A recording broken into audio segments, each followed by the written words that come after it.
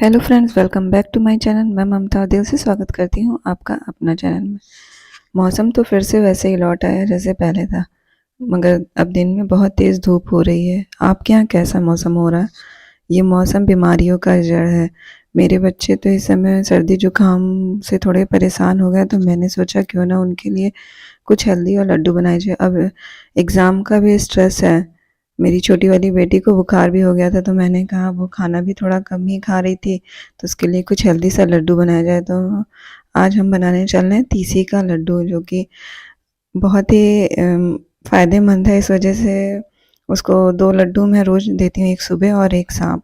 हर जाड़े में मैं 1 बार या 2 बार इसको ज़रूर बना के रख देती हूँ, ताकि वो सुबह शाम एक एक खाया करे। तो तीसी ले लेंगे।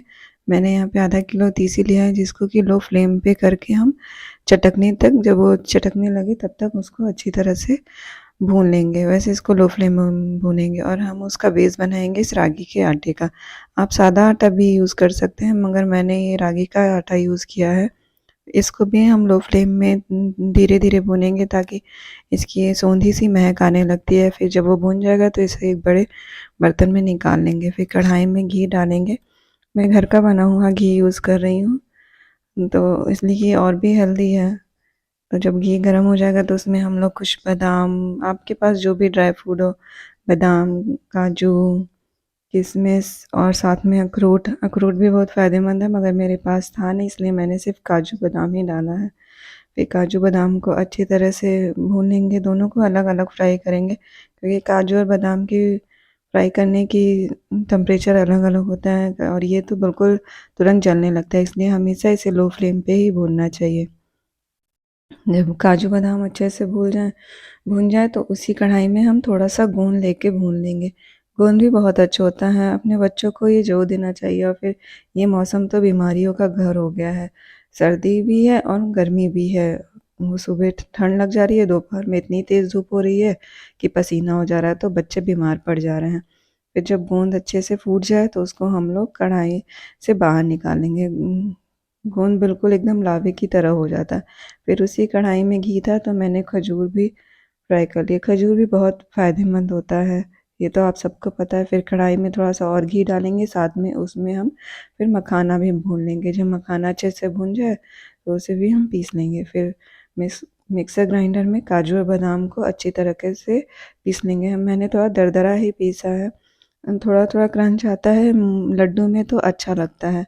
फिर उसी मिक्सी में फिर हम ये गोंद जो फ्राई करके रखे थे वो भून लेंगे।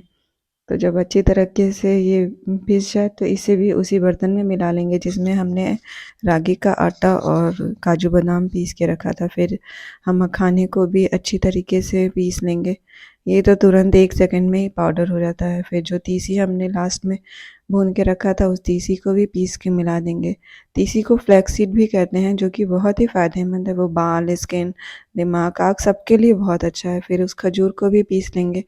खजूर से एक मीठापन टेस्ट हो जाता है। अगर आपको शुगर है, चाहे आप मीठा कम पसंद करते हैं, तो बस घी डाल के आप लड्डू बना सकते हैं। मगर मेरे बच्चे मीठा पसंद करते हैं, तो मैंने इसमें गुड़ की चाशनी भी मिला दी है। गुड़ की चाशनी मिला देने से ये थोड़ा मीठा हो जाता है, तो बच्चे इसे अच्छे से खा लेते हैं। मेरी दोनों बेटियों को ये लड्डू बहुत पसंद है। वो सुबह एक एक लड्डू खा के और 1 गिलास दूध पी के अक्सर वो स्कूल चली जाती हैं। फिर उसमें हम डालेंगे घी। ये देसी घी घर का बना हुआ है, इसलिए मैंने भरपूर यूज़ किया है। ये लड्डू बनने में भी आराम होता है, और बच्चे घी वो खाना ज़्यादा पसंद नहीं करते, उनको खिलाने का ये सबसे अच्छा तरीका है। तो अच्छी तरीके से सारे सामान को हम मिक्स कर लेंगे। फिर जब ये सारा सामान मिक्स हो जाएगा तो बहुत आसानी से ये लड्डू बन जाएगा। फिर छोटे-छोटे साइज़ में लेके आप लड्डू बना के रख दीजिए, और ये लड्डू कम से कम 15 दिन बहुत आसानी से चल जाते हैं। मेरे घर में तो 15 दिन चल जाते हैं। तो चलिए, आप सोच रहे होंगे मैं ये दुकान खोल के क्यों बैठी हूँ? तो मेरे महीने का आज ग्रॉसरी आई थी, तो मैंने सोचा क्यों ना आप लोगों से शेयर की जाए। कुछ आपको आइडिया मिलेगा और कुछ आप लोग हमें भी आइडिया देंगे कि अगर मैंने कुछ इसमें गलत किया है तो आप ज़रूर बताइएगा। तो ये सब मेरे महीने की शॉपिंग है, जिसमें कि मैंने धूप बत्ती, चाय पत्ती, सर्फ़ पिछले महीने का था, इसलिए मैंने सिर्फ़ 3 ही पैकेट मँगाया।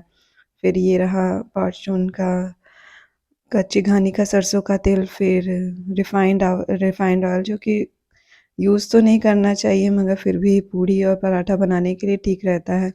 और साथ में ये 2 किलो का बासमती का चावल जो कि बिरयानी बनाने के लिए चाहिए। वैसे हम लोग नॉर्मल चावल रोज़ खाते हैं, ये बासमती सिर्फ़ बिरयानी में बनती है।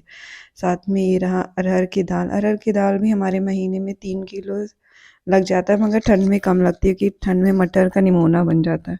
साथ में काबुली चना, ये रहा मूँग दाल और फिर ये चने की दाल, फिर ये लाल मसूर छिलके वाली, ये सब दाल मिक्स करके अच्छी लगती है कभी। और ये रहा धनिया, धनिया भी मैं घर पे ही पीस के पाउडर बनाती हूँ।